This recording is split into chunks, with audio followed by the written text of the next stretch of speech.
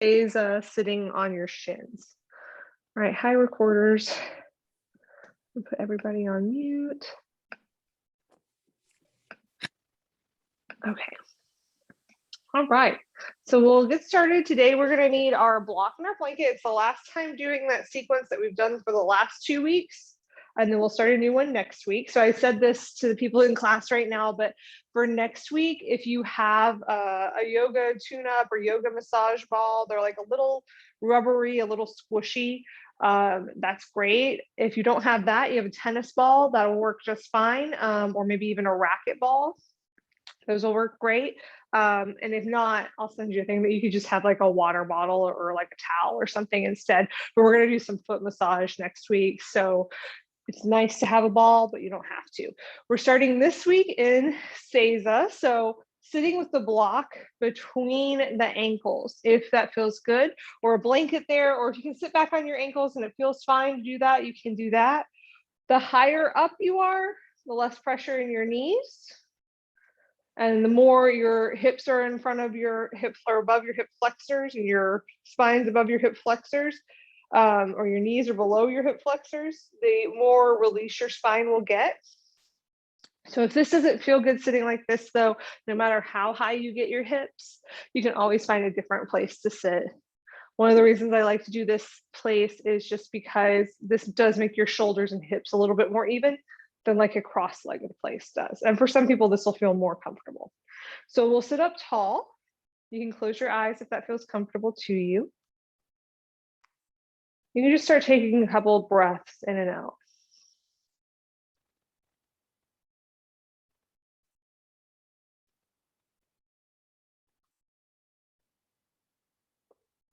If you can breathe through the nose, it does help the sound become louder and more apparent.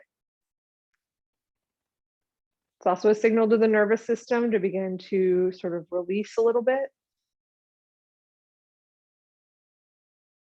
But of course, it's allergy season and other things may be going on for you. So it may not be comfortable to breathe through the nose, and you just breathe however it feels natural to do.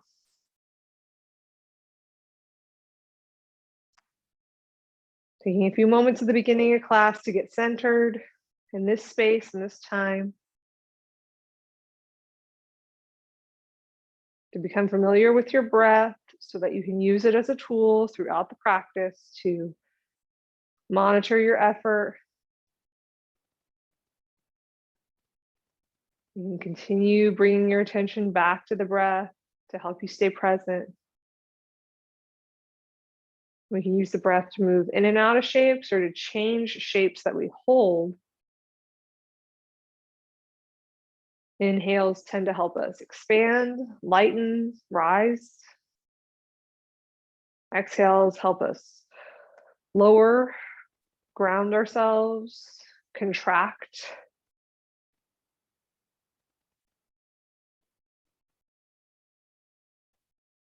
If you have any intentions for the practice, now's the time to set them. Maybe reminding yourself of why you're here today.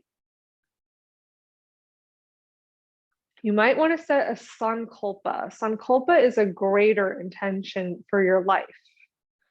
I like to kind of think of it as a reminder of why you started yoga, like what you wanted yoga to help you cultivate. Maybe that's a sense of ease or calm.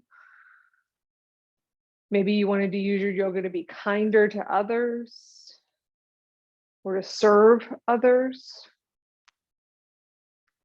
In the form of karma yoga, the seva, service. But if you would like to, you can set a sankalpa, a larger intention for maybe something you want to cultivate in your life or honor and let go of, and that you can use the yoga practice to help you build that ability.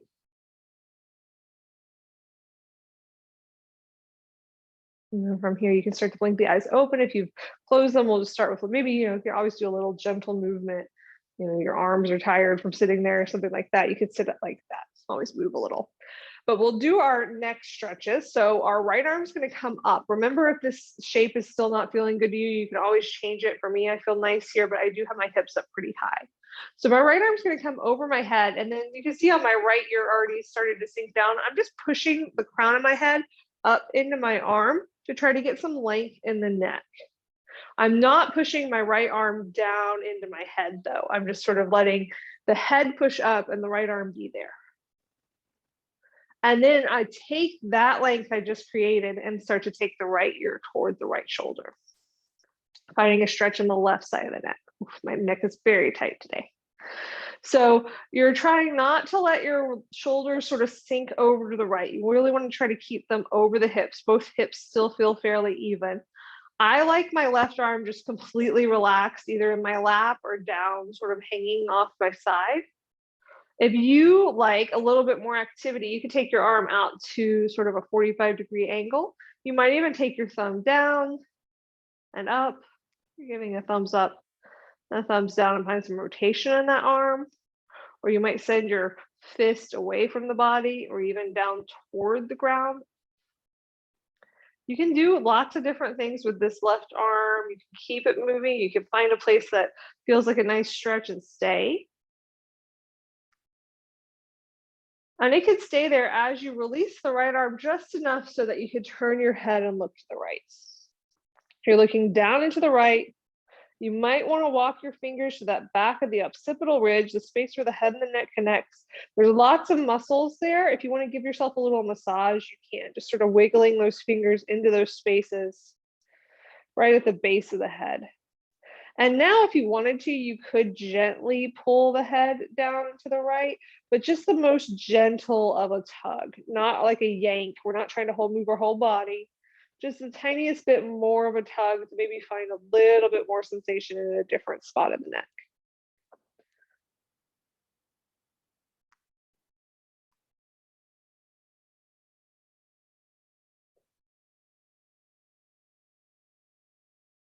And then from here, it's like we're taking off this fancy top hat and we're like in a Broadway show, or we're going to slowly lower that right hand down and then pull the chin in towards the chest. If your left arm was sort of extended, let's let it relax back into your lap. Chins to chest, lift that chest up to the chin, maybe let the chin sink a little bit more to the chest, finding a stretch in the back of the neck, but we're not rounding into the spine. We're still just keeping that straight-ish spine. And then from here, inhale, pull the chin up and back, and then take the chin toward the ceiling. So you're looking up, but you still have this long back of the neck, so the back of the head's not flopped against the shoulders. You can hear how that changes my breath versus lifting my head off. And if that does not feel good on your neck, and there's going to be a few people for whom that does not feel good, your chin can stay fairly parallel. Just take your eyes up, almost like they're trying to look at your eyebrows. And then just bring the chin back to neutral. Lift that left arm up. Drape it over the head. Push the head into the left forearm, but just let the arm be heavy. And then let the left ear fall toward the left, finding a stretch on the right side of the neck. Again, the right arm can be relaxed, or it might be out to the side. It might be still, or you might find some movement.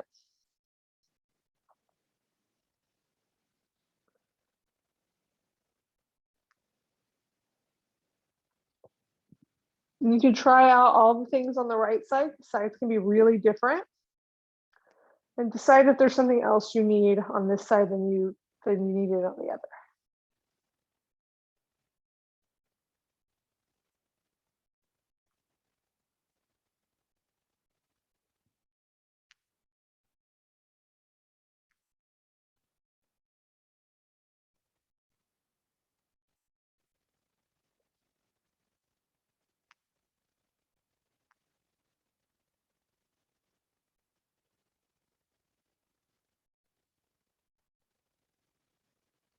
And then from here, we're just releasing that left arm a little bit so we could turn our head and look down and to the left, walking the hand to the back of the head and pulling.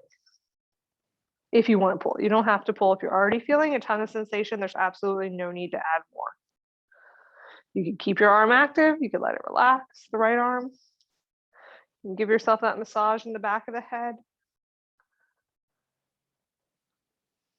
Down to the base of the head.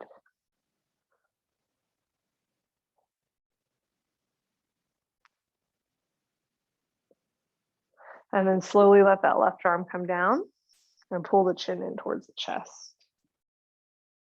Bringing the chest up toward the chin, trying not to round into the back. Let the shoulders just relax. Let the arms be relaxed.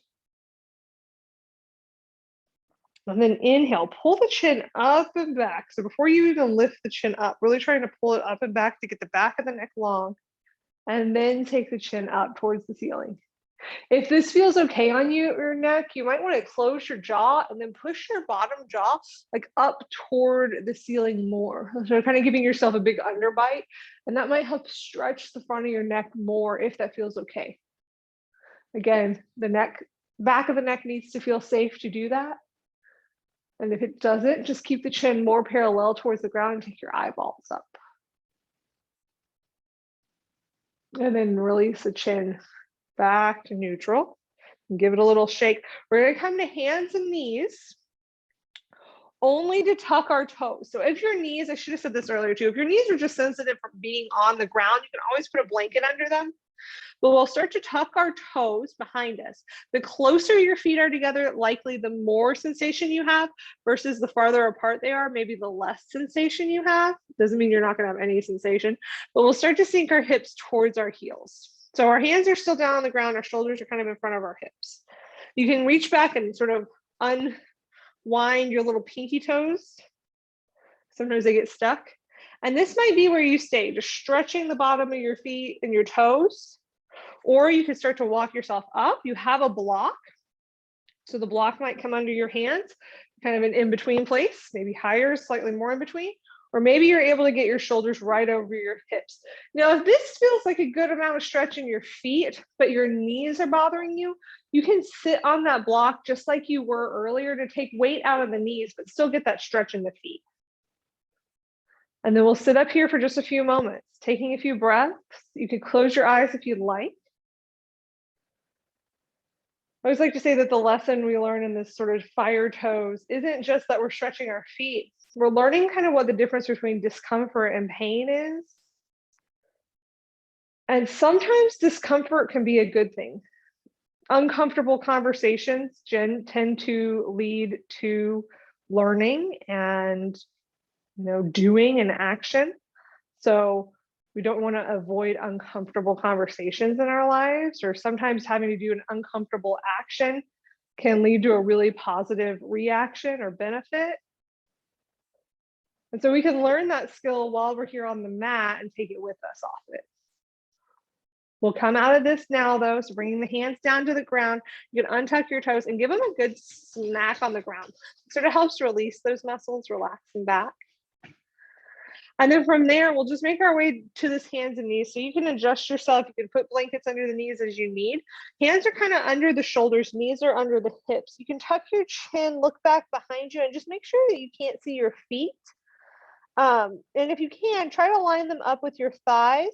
That keeps your knees sort of stable so you don't start to take your knees out to the side, splaying out to the side. If having your hands directly under your shoulders bothers your wrist, especially this closing angle of the wrist, you can walk the hands just a little bit forward so that that angle is a little bit larger. And that usually helps us feel a little bit better in the wrist. So from there, we're going to push the hands down, push the shins down. So you can keep your toes tucked or untucked. I didn't know this, but if you have kneecap issues, for me, having my toes untucked feels better on my knees, but for people who have kneecap issues, it might feel better to tuck your toes and take some weight out of the knees. Just in case you wanted to do that, you can always try. But we're still going to push our shins toward the ground, which helps get our low belly and our low back engaged. And then with that engagement, we'll inhale, pull our chest forward, lift our tailbone. So even though the shins are pushing down, we're pulling the chest forward, we're lifting the tailbone. The shins pushing down helps keep our low back from being the only thing that moves. Exhale, rounding into the back. Moving through a few more rounds of cat, cow. So cow back, arching. Cat back, rounding. You compare this with breath, inhaling forward into cow, exhaling, rounding into cat. Especially as you start to get used to that shape and that movement, it might feel really good to pair that with breath. And exhale, cat. One more. Maybe your spine's starting to wake up a little bit. Maybe it's finding a little bit more movement. Maybe it's not. The spine feels tight today. And then we'll return to a neutral spine. We're going to take this into a little bit more of a vigorous vinyasa. So vinyasa just means to place with intention. So we're going to place our body intentionally and try to pair it with our breath. Don't be too worried about alignment as much as you are just moving through your hips, shoulders, and spine. So inhale, pull your chest forward. Find that cow back. Exhale, round the spine. Tuck your toes if you had your toes untucked. We'll start to push the toes down and we're pushing the hips up and back, finding a downward facing dog. Palms are pressing into the ground, biceps roll away from the face. Heels can be way lifted, knees can be way bent. You might even want to walk your feet wider apart, but you're trying to push your hips up toward the corner of your ceiling and wall. So they're going up and back, really pushing from the palms. And then drop the knees. Inhale, cow. Exhale, cat, and send the hips up and back, downward facing dog. Now, if downward facing dog is not working out today, and that's completely fine, you can keep your knees on the ground, walk your hands a little bit forward and find puppy pose. It's the same shape, except your knees are down. Or if it felt better to send the hips back into child's pose, you can, but I would keep those toes tucked. Inhale, drop your knees if they were up, find that cow back, pulling the shoulders forward, the chest forward, lifting the tailbone. Exhale, rounding cat, and send the hips up and back, downward facing dog, or puppy, or child's. We'll make these a little bit faster. On your next inhale, drop those knees, pull the chest forward, cow. Exhale, cat, hips back. Child's, puppy, downward. Inhale, come forward. Your knees can stay down the whole time. Find cow, cat, hips back. Inhale, come forward. Cow, cat, hips back. One more. Inhale, cow, cat, hips back. And then stay for a breath or two. So either staying in downward facing dog or finding one of those places with the knees down, either puppy or child. And then everyone's just going to find a way to make their way to the back of the mat in a forward fold. So we won't stay here super long, just toes point forward, knees can be bent, let your head relax, and then inhale, roll up to standing. And then from here, we're going to find our block. So we're grabbing our block and we're going to put it, or I feel like we said this for the last 2 weeks, so hopefully you know that if you don't have a block that you can stand on, find something else that's sturdy, or you can roll up a blanket and stand on it, because a blanket or a pillow won't be hard.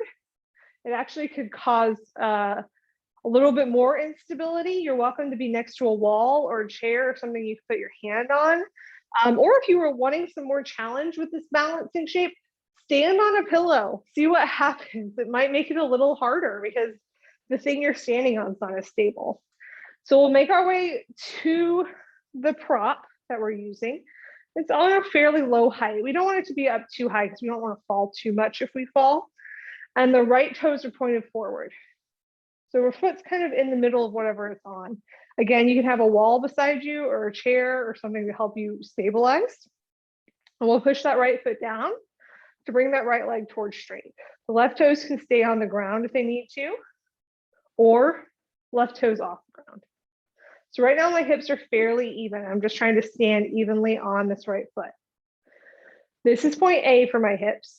Point B is going to be pushing that left hip down, letting that right hip hike up toward my right rib cage a little bit.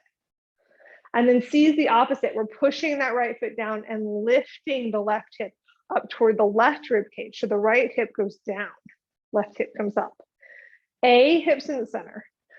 B, left hip down. That right leg's still straight though. We're not making that happen because the right knee bends. C, lift up. A, B, C. Your hands can be on your hips or on something that helps you. A, B, C, A, B, C. Stay in C, bend your left knee, and then take it out to the left and find tree, bringing your left foot somewhere to your right leg. Doesn't have to be up as high as mine. It can be lower, it can be higher. Lower actually means when you push your foot into your leg and your leg back into your foot, you're gonna get a little bit more glute engagement. It might feel like more in the butt area. So that's why I avoid putting my foot too low, because I don't wanna have that extra work. You can take your hands to your hips or your heart center. This isn't just a way to look. If you push your hands together, that helps create this midline. Finding something that's not moving could help. Keeping your hand on something else could help. You might feel stable and be able to bring your arms up. Your ankle's probably starting to feel tired. That's the point. We're trying to get it to be stronger. So you might feel some wobbles. The wobbles are your ankle strengthening. If you need to come in and out, that's fine. Seeing perfectly still is actually less work than moving in and out is. So your body learns more from the falling. From here, hands down, bring that left knee in, set the left foot down, and then give that right foot a good shake. You can shake it out, you can kind of take it across the body, you can make circles, shake, shake, shake, and then we'll move on to the left side. Left foot on the block. We're standing on it. One of the reasons we stand up on something, A, then we have the space for the hips to move, but the body automatically knows you're not on the ground, and it starts to activate your little balancing muscles a little bit more. So it's almost like to us, your body's like, oh, I'm on the Eiffel Tower, we're gonna fall off. Let's activate the muscles we need. So it sort of tricks your mind into activating. All right, right toes can come up, hips are even-ish. And then we'll start to let that right hip drop, sinking that left hip up or pulling that left hip up toward the left rib cage. Pull the right hip up, push the left foot down. A, hips even, B, right hip low, C, right hip high. A, B, C. And sides can feel different. It might feel like this side, like today for some reason, this side on me, I'm feeling less balanced and I'm feeling like I have a little less movement in my hips, and that's okay.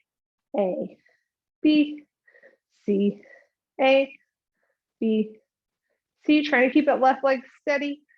B, C. So we're engaging our glutes, we're engaging our obliques. C, when your hips up in C, so it's lifted up, lift that right knee up, take it out to the side, and then let the right foot find somewhere on the left leg. It does not matter where. Push them together though. So then the hips are fairly even. They're engaged, the legs are engaged. Your hands can come to your heart, they could stay on your hips, they could touch something. Or if you're feeling pretty steady, they might grow, but they're not just hanging out here. Reach through the fingertips. It's again gonna help you get a nice strong midline. If you wanna go really wild, you could close your eyes, but I only want you to do that if you're feeling really stable and you need that extra challenge, because you will fall when you close your eyes. All right, from here, hands come down. Your foot comes in, step off, or just fall off like I did, and then shake out that left foot. Shake, shake, shake, shake, shake. All right, and from here, let's see, I remember how we get down. I think we just sit down, right? So let's just sit down, make our way to the ground. We're making our way into that deer pose or a 90-90. So deer pose is a yin term, which is what we would maybe call it if you were trying not to like be super engaged, but this is a yang class, like a more active class. Even though it's gentle, it's more active. So I like to say 90-90 instead, just so that we know there's a slight difference. So your left foot will be forward and your right leg will be back. And then you're trying to get two 90-degree angles. So your front shin, trying to get it parallel to the front of your mat, and your right shin, trying to get it parallel to the side of your mat. So If that bothers your knees, you could bring your legs in closer, and that tends to help. You could put a blanket in a couple different places. You could put a blanket under the knee if it's just kind of the pressure of the knee on the ground that's bothering you, or you could sit up on your left side on a towel or blanket.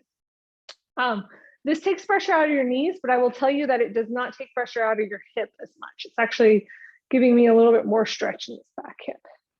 But we'll try to sit up tall, and we're trying to face our chest toward our left shin, but let our right hip, our right butt cheek really sink toward the ground. So you're still facing this way. You're not starting to face off towards the center. We're trying to let that left hip, you can see my left knee might come up a little bit if I let that right hip sink down. And that's okay, because it's not about this leg right now, it's about this back leg. So if you're like, oh my gosh, I'm feeling a ton of sensation in this right hip area, that's what we're going for. I don't want it to be pain. I don't want it to feel tingly or pinchy, but it should feel like sort of like a dull ache almost sensation. That's your inner hip. And this leg's an internal rotation. It's a space that we don't find a lot in yoga. So we'll take a few moments there. And this can really help open up your low back. If you're walking around with your internal rotation doesn't happen, your external rotation does. So your like feet face this way, your hips get short.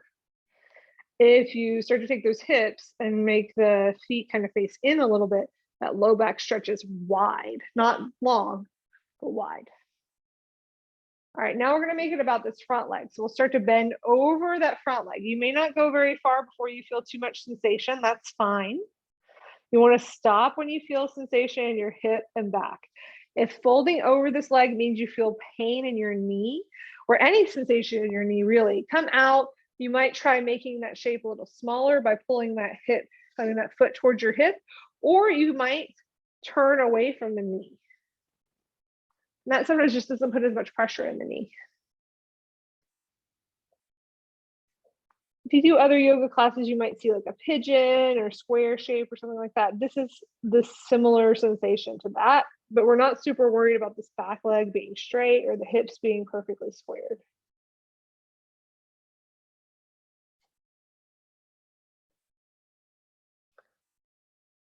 Okay, from here, make your way up. And then we'll take this into a twist. So let me turn this way. So your hands, a lot falling around me, will come to the outside of the left thigh. And you can always have a block nearby if you want to, if like it feels like your hand doesn't really reach that ground. My arms are really long, so it's not a problem for me. But if you wanted to have your hands on a block, that's fine too. But we'll push our hands down, lift our chest up, and then you can decide a couple different things you have choices on right now. One, is it okay that my right hip's coming with me? Does that still feel plenty sensational? Do I like where it is? Or do I want to let it sink toward the ground a little bit, even while I keep my twist? Or do I want to start to fold? So you're twisted and you're folding. For me, because my spine is my tight part and my hip flexors are the tight part, the front of my hips, this doesn't really get it for me. I don't really feel as much sensation. People who have really tight low backs and hips will probably feel this more. I choose to sit up and keep twisting, maybe even twisting more. But you get to choose which one feels better to you. You also don't have to change anything. You could have just started to twist and it was a lot of sensation and you could just stay there.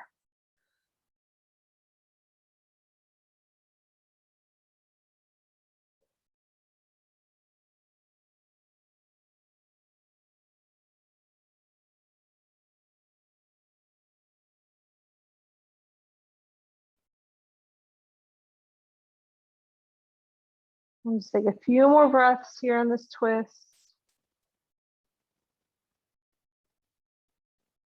And then if you were on your forearms or you're folded forward somewhat, start to come up and then unwind. So we have that fun way of transitioning to the other side. using our core a little bit. So you can take no hands, or hands can be behind you. You can lean back a little bit, but we'll start to try to take this right leg, the back leg up until it can't go any farther. And then we roll across the hips so that the right becomes the new front. Okay. Or you just switch and it's fine. And then you can adjust from there. So your right shin is parallel to the front of the mat. The left shin is parallel to the side of the mat. And then the knees make 90-degree angles. And then you try to sit up tall. Sides can be different. Also, I should say this again, sitting up tall doesn't mean your shoulders have to be perfectly over your hips. We don't want to look like this. There's a little stress in our shoulders and our spine. So really try to think about lengthening through the chest, even if you're leaning off to the side, to just keep a straight-ish spine. Or you can try to sit up. Whew. Left hip's going to sink toward the ground as much as you can without turning your body to the left. So your body still faces forward. That might mean this front knee comes up, and that's okay. This side could be really different. So your legs might be in a slightly different angle, or you might need something else on this side. This side's really tight for me today.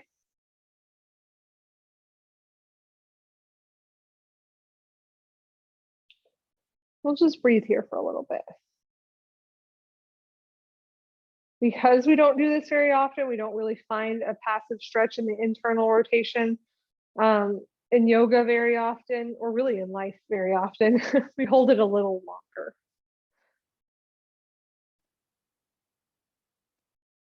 And then from here, you can start to fold over that front leg. So making it more about this externally rotated front leg and the outer hip. So rather than feeling like this might be in that joint area, it's more like on the outside flesh, muscly area of the hip. And again, folding over the knee might cause pain there, so you can always sort of turn away, or you can bring that foot in closer and that might help. Just having this back leg bent and in a little bit takes away some pressure on that knee. So for some of us who might normally not be able to find a 90-degree angle without pain, just this shape in general might help to be able to find that.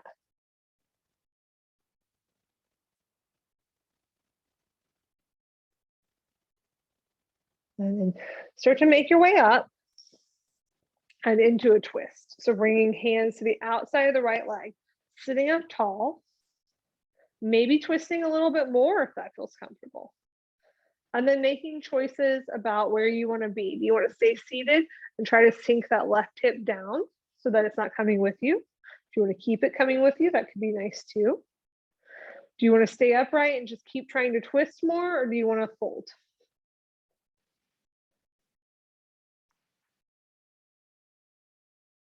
You could try them all and then decide.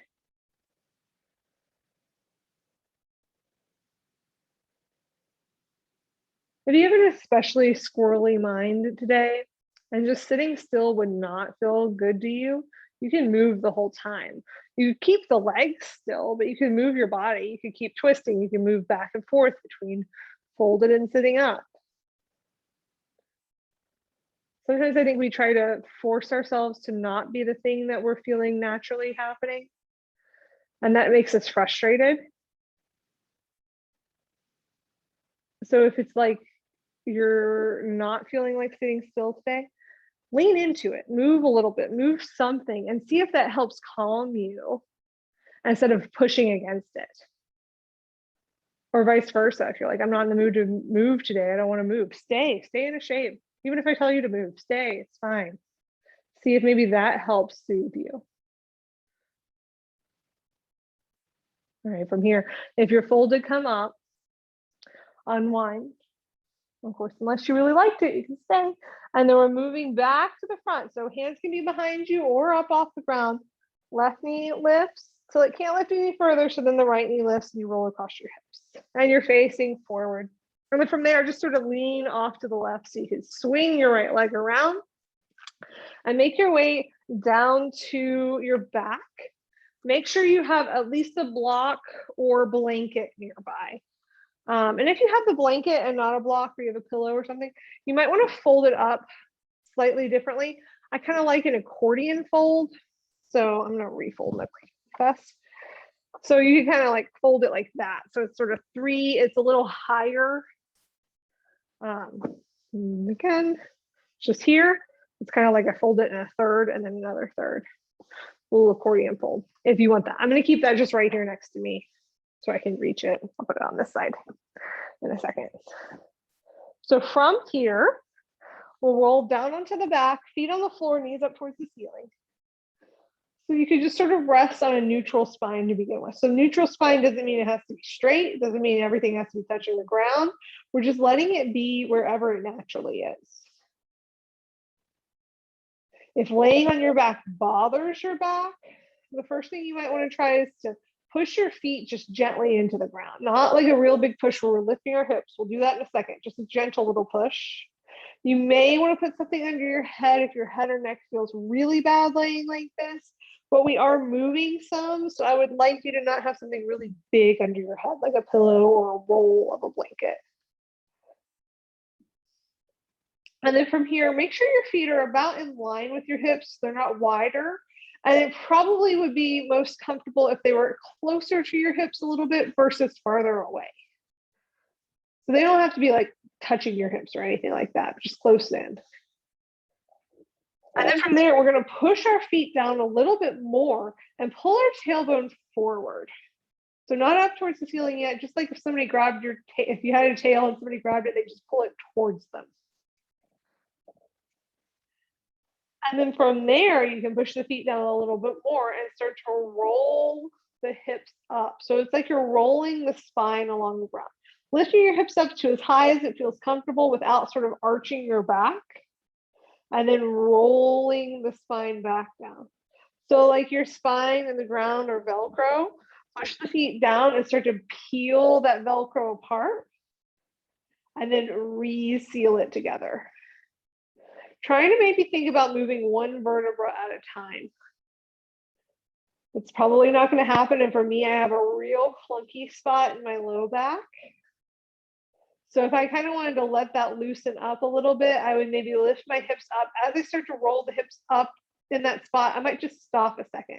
I can even wiggle my hips back and forth a little bit, maybe finding some looseness there, and then roll up more. And then on my way back down, the same thing, rolling down. Right about there is where I start to get clunky, so I might hold it.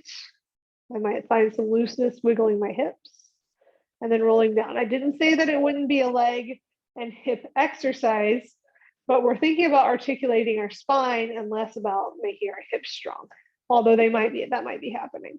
One more time, rolling the hips up and then back down. Grab your block or your blanket roll. And then we're going to lift our hips up high enough to get the block under the sacrum. So I would say lowest setting, medium setting. If you want a really big back bend, take it to the highest setting if you can. If you're on a blanket, it's going to be lower. That's okay. Our hips are still slightly over our head and our heart. So we're finding a supported bridge. For most of us, this is going to feel best. The block's going to feel best kind of right with the sacrum in the middle of it. So the sacrum is a triangle shaped bones that is above the tailbone but below the low back. It's kind of the flat part of your low back. So when you're sitting with your hips pointed up towards the ceiling, you can find your hip points and trace them down. And the block's probably right about in the middle of this. I have a little sacrum issue, so I like to have my block a little lower. That just feels better to me. Basically, your hips should rest on the block and not feel pain. And if they do, take it down a notch or use a blanket. Your arms can just be in whatever place feels good. I like goalposts because it just puts a little pressure into my shoulders. That feels like a little massage to me. You should be able to breathe freely. So that means your chin's not tucked so deeply into your chest that the back of the neck's pressing into the ground and you can't breathe. But it's also not pointed back towards the wall behind you. Sort of in a neutral place. So this is the supported bridge and it is an inversion. Our hips are higher than our head and our heart. Blood's flowing in kind of the opposite direction. We're getting a little back bend. We're getting the front body opening and the hips. Inversions are really good for helping us soothe our nervous system and to help build circulation and help lower blood pressure. So we can stay here if we're comfortable, or if we wanted to add on, start to bring the knees over the hips. So not back towards us, that might mean you roll off the prop. We want the knees just right over the hips so the hips stay heavy on the prop. And you can stay here. A slightly bigger inversion. Or you can bring your legs towards straight. They don't have to be perfectly straight. And then even when you bring your legs towards straight, if you chose to do that, you have options there. You could squeeze your legs together. And then I call this like the Barbie foot. You can floint. So it's a point through the ankle and a flex through the toes. That helps keep your legs active. That can help bring the energy upward. Or you can make this a more relaxed shape called seagrass, where your legs just kind of relax, but they're up and they sort of flow a little side to side. That's why it's called seagrass. It looks like your legs are sort of flowing in the air, just a little bit. They're not big movements, but you can notice them sort of moving around. And you don't have to hold this long. So if it doesn't work for you, it doesn't feel good to you, it should feel good. If it does not feel good, it's not right now. And you could always bend your knees, or you could always find your feet down. And if even being up in a bridge is not feeling good, you can come out of it. This feels really good to me. And if it feels really good to you, I would say to stay at least a few more breaths. We're all going to stay in some sort of inversion for another 5 breaths. So that could be here, knees bent, or bridge.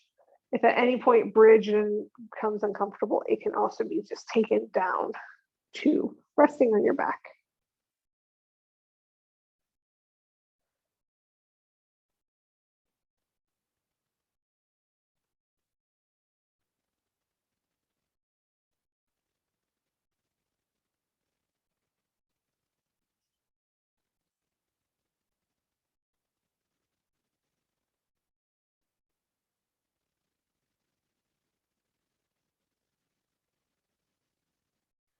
And then from there, you can bend the knees if your legs are still up. Slowly lower the feet to the ground. We'll all take a breath or two in a bridge. And the next time you have an inhale, push those feet down, lift the hips up, remove the bolster or block or pillow or whatever's under you from the hips and roll the spine back down. And then just find some windshield wipers. You can let your knees fall side to side.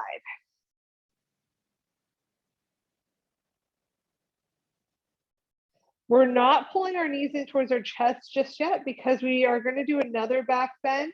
And you don't want to shock your spine by going back and forth so quickly, especially when it's been held in a back bend for so long. So roll off to a side and push yourself up. And then we'll take this block. And then if you have a blanket, grab a blanket. If you happen to have 2 blocks, that might be more comfortable, but I just know not everybody has them. So if you have 2 blocks, use 2 blocks. If you don't, use a blanket. At any point, if a block in your back is too much, just come down to a rolled up blanket instead. And you can remove the blanket that we'll put behind our head. So I'm going to put a little blanket here behind my head, or where my head's going to be. This block goes in your mid back, your lower back rib cage. So not where your low back has no ribs, not up in your shoulder blades, but kind of in the middle. I have it on the medium setting. If you need to take it down to the lower setting, maybe it does go up towards your shoulder blades a little bit more. Bend your knees, use your hands to help lower yourself down. You might need a few moments to sort of find the spot, and then you can let your head rest back. I like to do this a couple times. I take my head, hands behind my head, keep my knees bent. I use my stomach. So my head's just resting. I'm trying not to use my chin or my neck. I'm going to pull my lower ribs and hips towards each other, pulling my elbows towards my knees.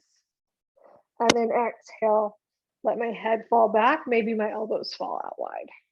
I'm going to do that a couple times. So I'm giving myself a little massage in my mid back It is not comfortable, but it does not hurt. Doing that just a couple times. I don't have any pain or tension in my neck because I'm using my arms and my stomach. Ooh. And the last time I might open up, let my head rest down. My head has a much easier time finding the blanket when I do that. I let my arms relax. My low back feels less pressure when I extend my legs, but yours might feel less pressure when you keep your knees bent. Again, not the most comfortable of shapes that we make, but that's only because for most of us, we're not used to making this shape.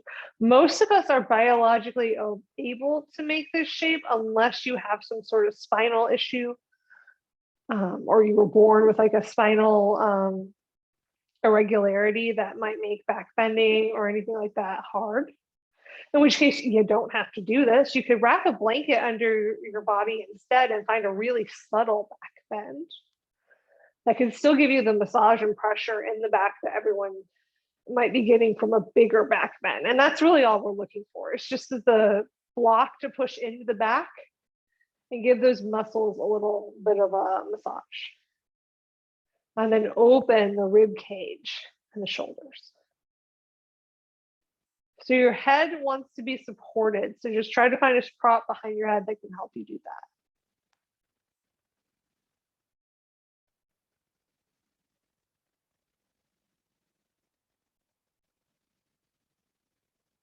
If you came into the shape and the medium size of the block was just a little too much, you can take it down, or you can put something under your hips to help sort of lift the hips up so that that back bend in the low back's a little less intense.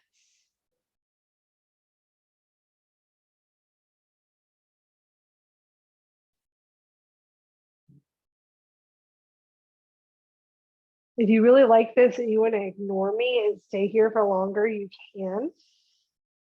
Or if you want to take away the block and put a blanket where the block is, that's fine. And stay there longer, totally fine. Otherwise, we're all going to start to come out very slowly because this is kind of an intense shape. So bend your knees, place the feet on the floor.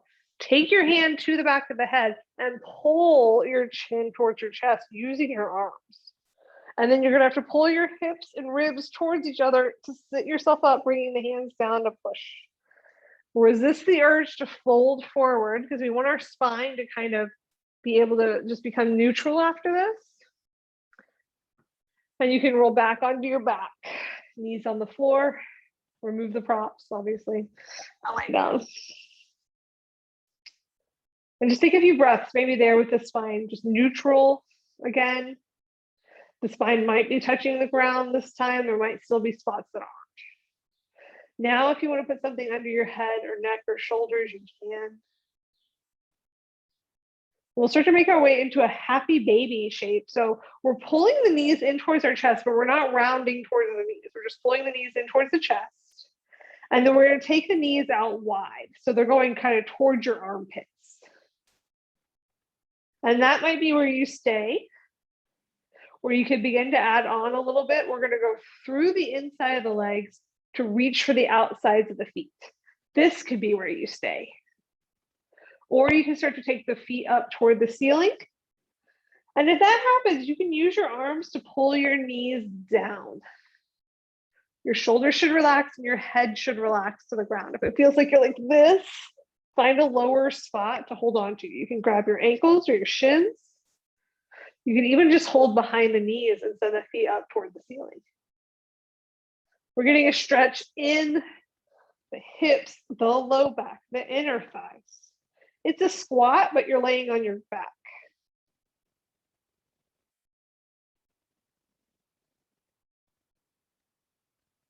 Take another inhale. And then exhale, let go of the feet if you were holding on to them, pulling the knees back into the chest. We're just going to roll ourselves all the way over to the right side. Sort of stacking your left shoulder on top of your right shoulder, left hip on top of right shoulder. And then let the left shoulder fall toward the ground. Maybe your arms come out to T. Maybe you keep that left arm left hand on your rib cage. If your left arm doesn't find the ground easily, bend the elbow, place the hand on the body somewhere. So the shoulder's still going toward the ground, but the arm's not weighing it down. And then your head could face in any direction. So we're twisting. A lot of times in class, you might take a counter pose. So we did 2 different types of back bends, and sometimes teachers will teach a counter pose. I don't know if it's just me and my body, but sometimes counter poses make me feel a little disoriented and like I feel like I just made that shape to have a purpose of unwinding, and then I wind back into the shape I normally make. I don't love them personally. So instead, I like an unwinding of the spine as a twist or just a neutral spine.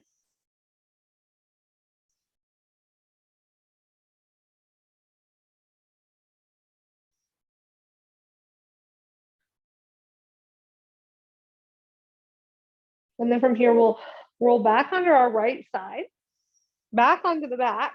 Knees can be in towards the chest, and then let the knees fall over to the left.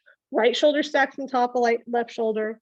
So you're on your side for a moment before you let that right shoulder fall toward the ground. Doesn't matter if the knees stay perfectly stacked or together. That's not important. We're just unwinding the spine, finding some stretch in the shoulders and the hips and the back. The right arm could be out or it could be on the body. Again, if you're like this, probably want to bend that arm. That's just a lot of pressure that you're putting on the front of the shoulder if your arm's just hanging out in space.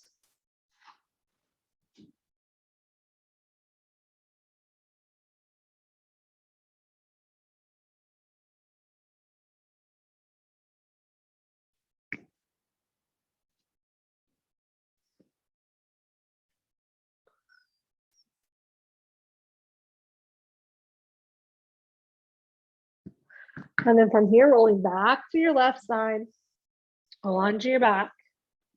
And then we'll make our way into a Shavasana, a final resting shape. So you have a blanket, you have a block, you might have other things nearby.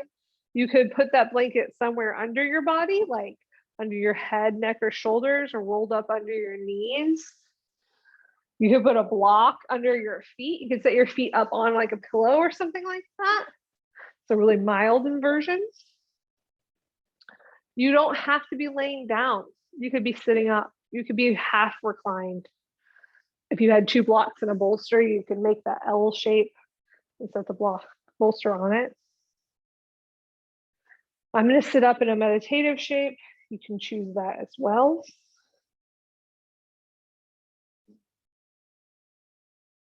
I'm taking a few moments at the end of the practice to rest. This is really what we work for throughout the class. And this is what the limb of yoga, the limb of asana, sorry, 8 limbs of yoga. One of the 8 limbs is asana. It's the shapes we make. And the point of that limb is that, or not the only point, but one of the big points of that limb is to move your body so that you have comfort to find stillness. Because at least 3 of the other limbs of yoga are really based upon finding stillness and looking within ourselves. So that's really hard to do if you're physically uncomfortable. The limb of asana is meant to help us physically feel more comfortable in our bodies. So at the end of the practice, we take a moment to let our body rest, so that our nervous system can restore itself, so that our bodies can integrate everything it just learned about itself. Our muscles can begin to heal, our fascia, our connective tissues can begin to heal.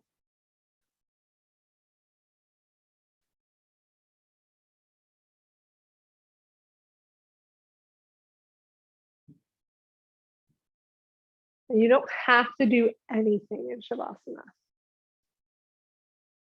But if you wanted to give your mind a gentle task so that it could feel like maybe it could rest too, you can watch your breath, or you can do that yin style of meditation that I've been teaching the last few weeks, where maybe your mind rest on something to begin with. That's like your perch. Like your hands are a really good place to do that. Just bringing your attention to your hands.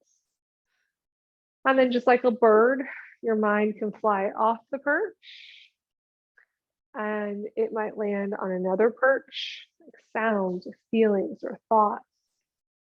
They can choose to stay there and observe that, or it can move on to something else. So you are observing things, you are becoming focused, but that focus has some flexibility.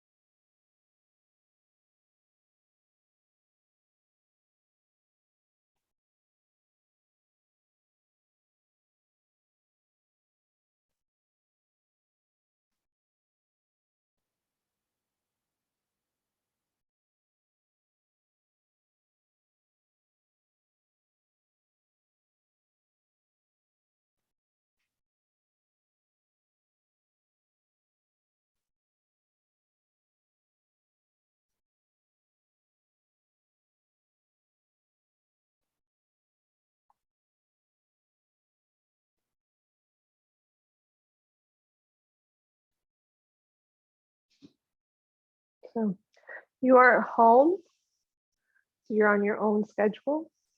If you want to stay in Shavasana longer, please do. Ideally, stay in that Shavasana for at least 12 to 15 minutes. It really gives your nervous system a chance to release, relax. If and when you are ready to come out of Shavasana, you can do so slowly, introducing larger inhales to help bring energy into the body. Introducing small movements in the fingers and the toes, and then letting that movement move up towards the heart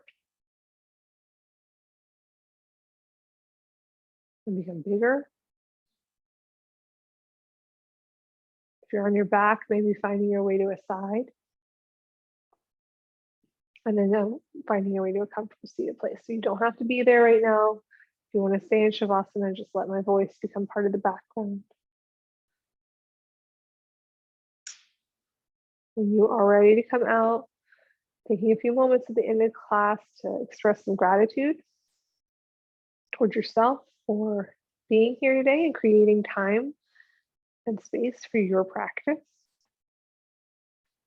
Sending gratitude towards your classmates for sharing their time and their energy with you. Gratitude towards the cultures and the teachers from which these practices come. And know that I thank each of you for sharing your practice with me. Dhanyavad. Thank you. Have a wonderful rest of your day.